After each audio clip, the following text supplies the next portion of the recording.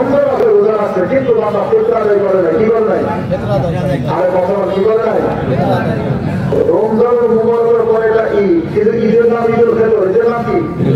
ফিতরা নেই, রোজা রেখে না, এটার নাম কি? ফিতরা। এই ফিতরাটা আমি আপনার যদি আদায় না করি, নবী বলছেন আসমান এবং জমিনের মাঝখানে আমাদের রোজাগুলো ঝুলন্ত অবস্থা থাকবে। কি অবস্থায়? ঝুলন্ত অবস্থা। কি অবস্থা থাকবে? ঝুলন্ত অবস্থা। ঝুলন্ত অবস্থা থাকবে। এই জন্য ফিতরাগুলো তাদের হক, কাদের হক?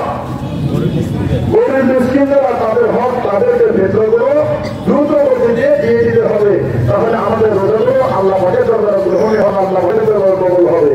গরিব মিসকিন নিকট আত্মীয় যারা আছে, কি আছে? প্রতিবেশী আছে, নিকট আত্মীয় আছে, গরিব মিসকিন আছে, তাদেরকে ফিতরা টাকাগুলো দ্রুত দিয়ে দিতে হবে। ফিতরার ব্যাপারে আপনার আমরা সাধারণত গমের দ্বারা আদায় করে থাকি, যেহেতু যে চারটা কথা বলা যায় তার ভিতরে আমাদের দেশের গমই প্রসিদ্ধ, কারণ খেজুর আমাদের দেশে প্রসিদ্ধ নয়, কিসমিস আর জলপথ আমাদের আদায় এরকম নয়, বাকি আছে গম, এইটা আমাদের দেশে প্রসিদ্ধ।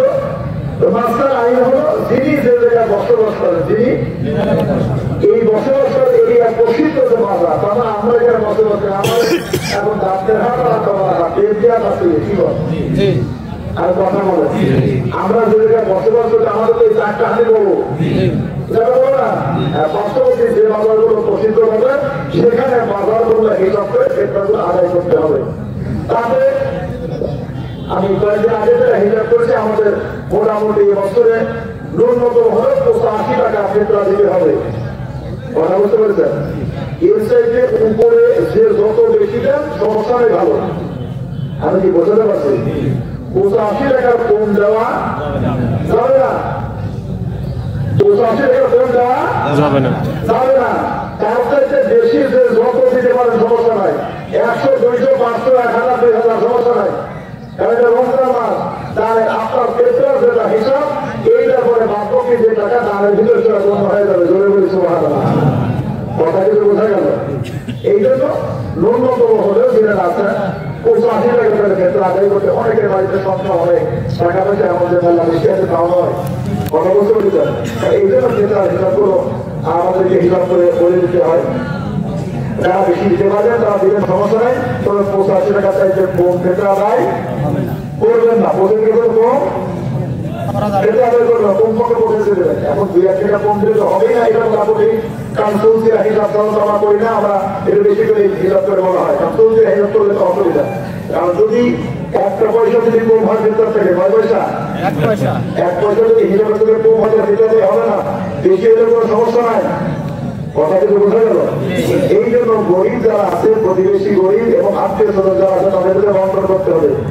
আত্মীয় বলতে মাঝে আলোচনা করা যায়, যিনি আপনার সম্পদের ওয়ারিশ নয়, কি নয়, আপনার সম্পদের যিনি চাইবে আপনি মারা গেলে আপনার সম্পদের ওয়ারিশ, যত গরিবই হোক তাকে ফিতরা টাকা দেওয়া যায় না। কথা কিন্তু বোঝা গেল? তাকে আপনার সম্পদের থেকে আপনার টাকা থেকে এমনি দিতে হবে। কথা বুঝতে পারছেন? নিকট আত্মীয় বলতে এমন নয় যিনি আপনার সম্পদের ওয়ারিশ, এই লোককে দেওয়া যাবে না, উনি এটা প্রাপ্য নয়। তাকে এমন গরিব অবস্থাকে এমন টাকা আপনাকে দিতে হবে, কিন্তু এই টাকাতে দিলে অত চলবে না। কিন্তু একেবারে কাছেরই আত্মীয় সম্পদের ওয়ারিশ নয়, যেমন আপনার প্রভু এটা আপনার সম্পদের ওয়ারিশ নয়, আপনার খালা, আপনার খালা, আপনি মারা গেলে আপনার সম্পদের ওয়ারিশ হবে না, নাকি হবে? আরে কথা হবে কি হবে না? এইরকম যারা আছে আপনারা জ্ঞানীশ্বর, আপনারা নিজেরা বলতেছেন, মনে হয় ধরবেন যে আমি মারা গেলে আমার সম্পদ কেটে হবে, কিছু কথা নিজের নিয়ে একটা নিয়ে দিতেন গরিব মানুষ, কারণ আপনি মনে করতেন যে নিয়েরা গরিব কি করবো, তাহলে এই ক্ষেত্রে টাকা বাধা দেয় না, হবে না। কারণ আপনি মারা গেলে আপনার নিয়ে আপনার অংশীদার ওয়ারিশ, আপনার নিয়ে কি হবে? আপনার কুকুর, আপনার খালা, এরা ওয়ারিশ নয়। কথা কিন্তু বোঝা গেল? চাষা করবো, আপনার চাষা করবো, সে আপনার ওয়ারিশ নয়, ওয়ারিশ কি ওয়ারিশ নয়, কিন্তু গরিব তারা ভালো, তাদেরকে দিতে পারবে।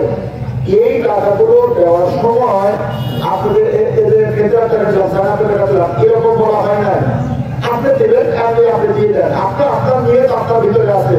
কারণ আপনার হাতে আপনার বউ, আপনার খালা বা এরকম আছে, আপনারা কাপড় কিনে দিলেন বা টাকা দিলেন, বলবেন মনে একটু কষ্ট করতে পারে, শরীরের বিধান ইসলাম এরকম করে যেন একটা কষ্ট দিতে পারে।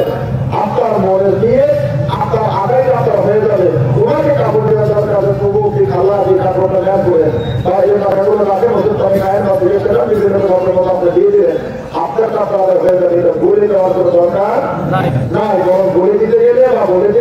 যারা চাইবে সেটা তাদের কথা ভিন্ন, কিন্তু নিকটের রাস্তায় রাত্রি তাদের কথা কিন্তু দিবেন।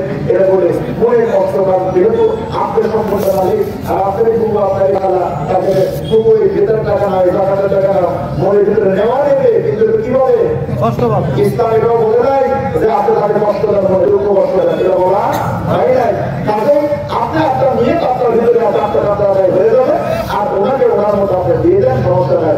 যে কথা থেকে প্রতিবেশীরা সবাই হকদার বেশি, কথা কিন্তু বোঝা গেল, হকদার বেশি বেশি। বিভিন্ন প্রতিষ্ঠান মাদ্রাসাগুলোকে কালেকশন করা হচ্ছে, এইগুলো আপনারা দেখবেন আসলেই লিল্লা বলে আছে কিনা, নামে লিল্লা বলে না কামে লিল্লা বলে। যদি প্রকৃতপক্ষে সেখানে লিল্লা বলে থাকে খাওয়ানো হয় তাহলে আপনি দিয়ে দেবেন, অসুবিধা নাই। আর যদি লিল্লা বলে যদি না থাকে তাহলে এই মাদ্রাসায় টাকাগুলো নিয়ে যায় আবার গরিব ছাত্রের কাছে দিয়ে হবে, গরিব ছাত্ররা মাদ্রাসা দান করবে, তাহলে জায়েজ হবে, একে বলা হয় হিলা করা। যদি এইটা না করে তাহলে জায়েজ হবে না, বেকার হবে আপনাদের। কথা কিন্তু বোঝা গেল। এই জন্য এদের শিবির দিয়ে আমাদের টাকা দেওয়ার সময় হিসাব নিকাশে তাদের দিয়ে দিবেন। মাদ্রাসার কোনো গরিব ছাত্র আছে ডাইরেক্ট তাকে দেবেন না, কোনো সমস্যা নেই, ওখানে হবে। কিন্তু মাদ্রাসার নামে যদি ডাইরেক্ট মাদ্রাসার নামে এই টাকা নেওয়ার আইন নাই। যেখানে লিল্লাবলি আছে ডাইরেক্ট লিল্লাবলি সাইন করে না, কার্যক্রম আছে, কি আছে কার্যক্রম, সেখানে আছে দিতে পারে, সমস্যা নাই।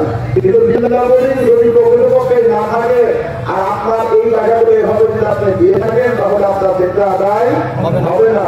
যদি তারা ওই টাকাগুলো আদায় করে নিয়ে গরিব ছাত্রদেরকে টাকা ফেরত দেওয়া, 5,000 দিলেন, তোমার 10,000, তোমার 5,000, তোমার 10,000, তুমি আমার মাদ্রাসা দান করো, কি করো দান করো, ওরা তাদেরকে মাদ্রাসা দান করো, এর টাকা দায় করে। কারণ ওই যে মাদ্রাসার গরিব ছাত্র আছে ওরা গরিয়া, ওদের সমস্যা নাই, ওই জন্য ওরা ওই টাকা ওদের জন্য যায়, তো ওই টাকা ও খায়, এইবার ওই ছাত্রটা মাদ্রাসা দান করে, তাহলে আপনার ক্ষেত্রে আদায় হবে, কেউ এক কোনো আদায় হবে না। এই জন্য ওই ধরে যে কোনো টাকা দিবেন হিসাব নিকাশ করে জেনে শুনে আপনাকে দিতে হবে।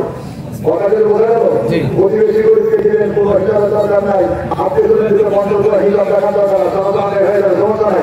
চাইলে তাদের ছাত্রকে দিয়ে দিলেন, গরিব ছাত্রকে, কোনো সমস্যা আদায় হয়ে যাবে। কিন্তু ওই ধরনের কোনো জায়গায় দিতে গেলে অবশ্যই আপনাকে হিসাব করে বলবেন না, চাইছে দিয়েছিলাম না, চাইছে দিলে কথা বলে আপনার হবে না। কারণ আপনি বাজারে গেলে বলে বেগুন আছে, মাছ আছে, পোকা আপনি দেখে নেন, বেগুনটা পোকা কিনা দেখে নেন, শশাগুলো পোক্ত বেশি না আপনি দেখে নেন, এইগুলো দেখে নেন, যেহেতু আপনার জ্ঞান আছে।